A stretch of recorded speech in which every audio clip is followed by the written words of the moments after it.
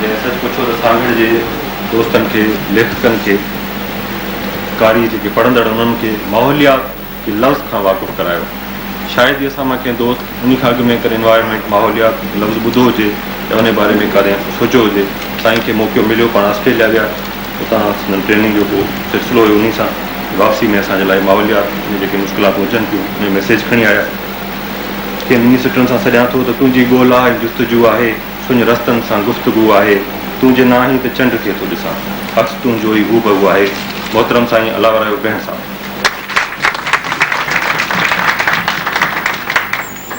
Bore न कजो साईं।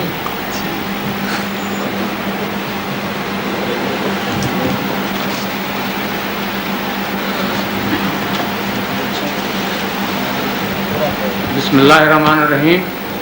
सदर मजलिस साईं नज़ीर मेमन साहब, साईं जावेद काजी साहब, साईं ठेबो साहब, IUCN माहिल दोस्त, सांगड़ जा सुजान ऐं महिमानान ग्रामी, अस्सलाम वालेकुम।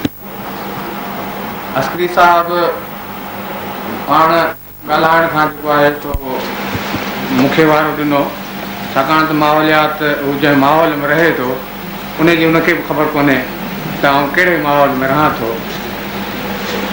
दोस्तनि ॻाल्हायो आहे,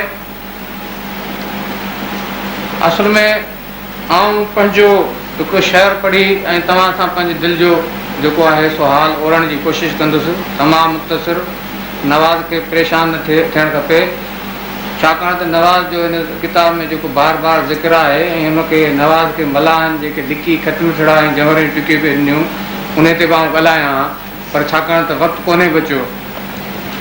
असल सूरत हाल इहा आहे त सिंध जी वादी तमामु घणी मलूलाई जो शिकार आहे। हुनजे रूह खे रंजायो वियो आहे, हुनजे दरियानि खे लुटियो वियो आहे, असांजी ज़मीनुनि मां मेठ मोहबत कढी ऐं उनखे खारो ऐं जेको आहे सिम सां भरियो वियो आहे। ॾुख रुॻो इहो आहे त उन ॻाल्हि जो अहसासु न को धारियुनि खे त थियण ई न खपे, पर पंहिंजनि खे बि जेको आहे सो तमामु घटि आहे। उन जी ॻाल्हि इहा आहे त ॿुधो छो नथा ही हवाउनि जो होको, हवा खे त काई लखा न आहे लोको, जॾहिं ऋण गजंदो जॾहिं राड़ थींदो तॾहिं बचंदो वञी तव्हां मां बि कोको। असल ॻाल्हि आहे त जहिड़े नमूने सां हिन ज़मीन खे ट्रीट कयो पियो वञे, हिते जे माण्हुनि खे जहिड़े नमूने सां हकिलियो पियो वञे, जीअं जेके हमसे पीढ़ीअ जे ढोरनि खे जेको आहे सो भरे ऐं हिकिड़े डायरेक्शन में धिकियो वेंदो आहे, इहा ॻाल्हि जेका आहे सा असांजे दोस्त अमर लगारी माहौलियात जे जामे में उन्हनि किनायनि में उन्हनि तशबीहुनि में जेका आहे सा कई आहे। मूंखे अॼु हिन ॻाल्हि ते तमामु सचपच ख़ुशी थी आहे त जावेद काज़ी आयो आहे असां सांगड़ में, ख़ुर्शीद कलाम खानी 12 महीननि खां पोइ आयो आहे। हीउ दोस्त कॾहिं बि भेड़ो न भॼंदो आहे। जीअं फ़क़ीरनि जो हिकिड़ो सर्किल हूंदो आहे घुमण जो, घुमंदे फिरंदे 12 महीने ॿिए साल ईंदा आहिनि सांगड़ में, कि ख़ुर्शीद कलाम खानी आयो आहे। सचपच मूंखे ॾाढी दिली ख़ुशी थी आहे।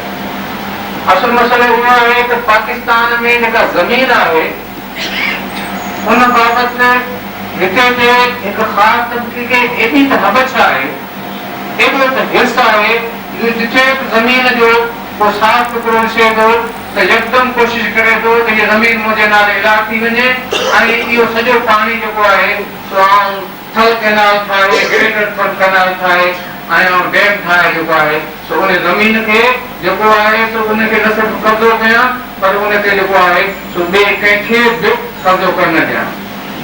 असां सांगड़ जे माण्हुनि पंहिंजे अखियुनि सां LBOD जी स्कीम, मेगा प्रोजेक्ट हो वॾो, चोटियारी रिजर्वेयर जी जंहिंखे चोटियारी डैम चए थो वञे, उन जी तमीर उन्हनि माण्हुनि खे कीअं बेघर ऐं दरबदर कयो वियो। 7 करोड़ 10 करोड़नि मां 70 करोड़ रुपया हिते जा माण्हू कीअं खाई विया। हिते जा उहे इंजीनियर जिन खे हिकिड़ी तमामु घणी आदत पियल आहे त जेकॾहिं वर्ल्ड बैंक पैसा ॾिए थी त ज़मीन में खॾूं खोटियो, वरी जॾहिं ज़मीन वर्ल्ड बैंक पैसा ॾिए थी त वरी उहे खॾूं पूरे छॾियो ऐं पकड़ाई न ॾियो। हाणे टाइडल लिंक कैनाल 45 किलोमीटर जो जंहिंते तमामु वॾो ख़र्चु आयो, उहो सॼो ड्रही वियो। इहो मतिलबु आहे त